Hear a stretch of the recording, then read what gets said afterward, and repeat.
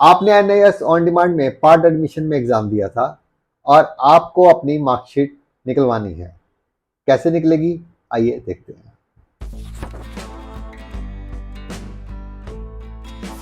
Hello, नमस्ते, सत श्री अकाल। मैं हूं आपका education doctor Amrik Singh. Brilliant academic solution channel में आपका हार्दिक स्वागत करता हूं। दोस्तों, अगर आपने एनआईएस में पार्ट एडमिशन में एग्जाम दिया है और यानी आपने एक या दो सब्जेक्ट का एग्जाम दिया है, या इम्प्रूवमेंट के लिए मान लीजिए आप किसी और बोर्ड से आप 12th पास हैं या 10th पास हैं, आपने सिर्फ इम्प्रूवमेंट के लिए या फिर एडिशनल सब्जेक्ट के लिए एक या दो सब्जेक्ट या तीन सब्जेक्ट मैक्सिमम 4 सब्जेक्ट तक का एग्जाम दिया है, तो आपको अपनी मार्कशीट कैसे मिलेगी? इसके लिए आपको अपने ई सर्विस में जाकर मार्कशीट को अप्लाई करना होता है, क्योंकि ये ऑटो जनरेट नहीं होती है। अगर आपने मान लीजिए 5 सब्जेक्ट दिए होते, यानी आप पूरा कोर्स किया है, यानी 5 सब्जेक्ट पास करने के बाद आपके रिजल्ट के नीचे पास भी लिखा आता है और आपकी मार्कशीट जो है और सर्टिफिकेट ऑटो जनरेट होता है। परंतु पार्ट एडमिशन वाले केस में, यानी एडिशनल सब्जेक्ट हो चाहे वो आप इम्प्रूवमेंट केस हो, इस केस में आपकी जो मार्कशीट है वो ऑटो जनरेट नहीं होती है। आपको इसके लिए फीस भरनी पड़ती है और इसके लिए आपको अप्लाई भी करना होता है। जब आपका रिजल्ट ऑनलाइन आ जाता है, उसके बाद आपको अपने स्टूडेंट लॉगिन में जाना है। स्टूडेंट लॉगिन में जाने के बाद ई सर्विस में जाकर इसको अप्लाई करना है। तो कैसे करेंगे? जो जिस लिंक पे आपको जाना है उसका मैं डिस्क्रिप्शन बॉक्स में आपको लिंक दे रहा हूँ। देखिए, जैसे आप उस लिंक पर क्लिक करते हैं तो कुछ ऐसा इंटरफेस हमारे सामने आता है। तो स्टूडेंट लॉगिन में हम चले जाएंगे।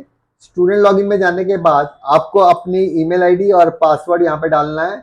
और अगर आपको मान लो अपनी ईमेल आईडी और पासवर्ड नहीं पता है, तो इसके लिए मैंने एक अलग से वीडियो बना रखी है जिसमें आप बिना ईमेल आईडी और पासवर्ड के भी इसको लॉगिन कर सकते हैं। तो देखिए, जैसे मैंने यहाँ पर ईमेल आईडी और पासवर्ड डाल दिया, तो जैसे मैं इसको लॉगिन करूँगा तो देखिए हमारा जो लॉगिन है पोर्टल वो खुल चुका है।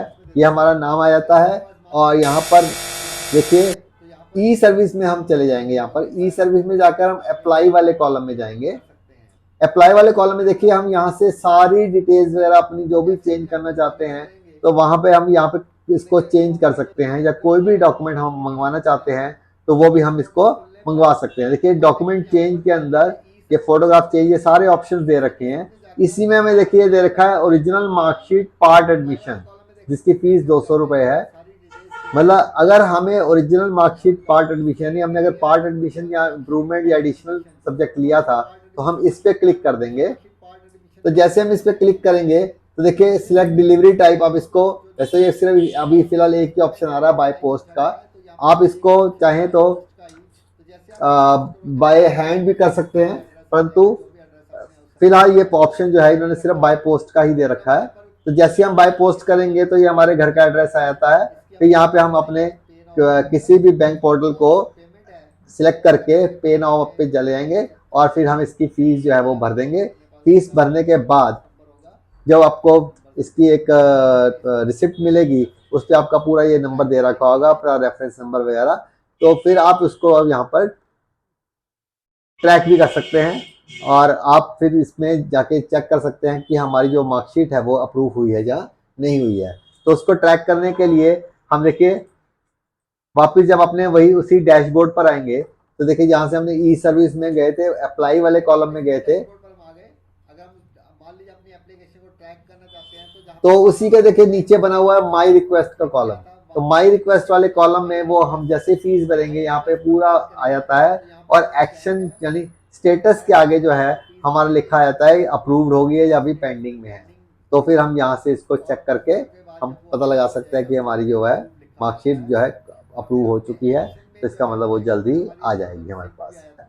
और फिर हम ये एक्शन में जो है, एक्शन में हमारी रिसिप्ट भी आ जाती है। जैसे हम उसको क्लिक करेंगे तो हमारी रिसिप्ट को हम डाउनलोड करके भी रख सकते हैं।